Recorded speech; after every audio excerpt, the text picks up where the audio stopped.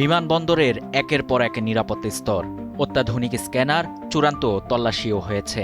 কিন্তু সবকিছুকে ফাঁকি দিয়ে বিমানে উঠে গেল ৩১ রাউন্ড তাজা গুলি। শেষ পর্যন্ত ঢাকায় নয়, গুলিভর্তি ব্যাগের রহস্য ফাঁস হল দিল্লিতে। ১৬ জুলাই বিমান বাংলাদেশ এয়ারলাইন্সের BG397 ফ্লাইটে ঢাকা থেকে দিল্লি যাচ্ছিলেন আসিয়ান গ্রুপের চেয়ারম্যান নজরুল ইসলাম ভূঁইয়া, তার ছেলে আরিফিন ভূঁইয়া ও মেয়ে নুসরাত জুবাইরা। তাদের লাকেজেই ছিল ৩১ রাউন্ড তাজা গুলি। হজরত শাহজালাল আন্তর্জাতিক বিমানবন্দরে প্রবেশের পর হেভি লাকেজ গেট 6-এ স্ক্যানিং হয়। এরপর চেক ইন ও ইমিগ্রেশন শেষ করে বোর্ডিংয়ের আগেও হয় চূড়ান্ত নিরাপত্তা তল্লাশি ও স্ক্যানিং। কিন্তু কোনো স্তরেই শনাক্ত হয়নি গুলি। In the heart of the city rises a destination built for greatness. International Convention City, Bosundhara. Life takes a new course.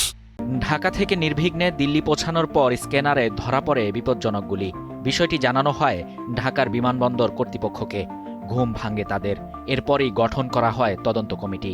তদন্তে সিসিটিভি ফুটেজ বিশ্লেষণ করে নিরাপত্তা তল্লাশিতে চরম গাফলতি এবং সংশ্লিষ্ট যাত্রীকে বিধি বহির্ভূত বিশেষ সুবিধা দেওয়ার অভিযোগের বিষয়টি সামনে এসেছে। দায়িত্বে অবহেলা, নিয়ম বহির্ভূত প্রোটোকল কিংবা নিরাপত্তা তল্লাশিতে ব্যর্থতার সঙ্গে জড়িতদের বিরুদ্ধে ব্যবস্থা নেয়ার সুপারিশও করা হয়েছে। এভিয়েশন বিশেষজ্ঞ কাজী ওয়াহিদুল আলমের মতে, বিমানবন্দরের মতো স্পর্শকাতর স্থাপনায় নিরাপত্তার কোনো স্তরেই গাফলতির সুযোগ নেই। একাধিক ধাপ পেরিয়ে ৩০ থেকে ৩১ রাউন্ড তাজা গুলি বিমানে উঠে যাওয়া অত্যন্ত উদ্বেগজনক।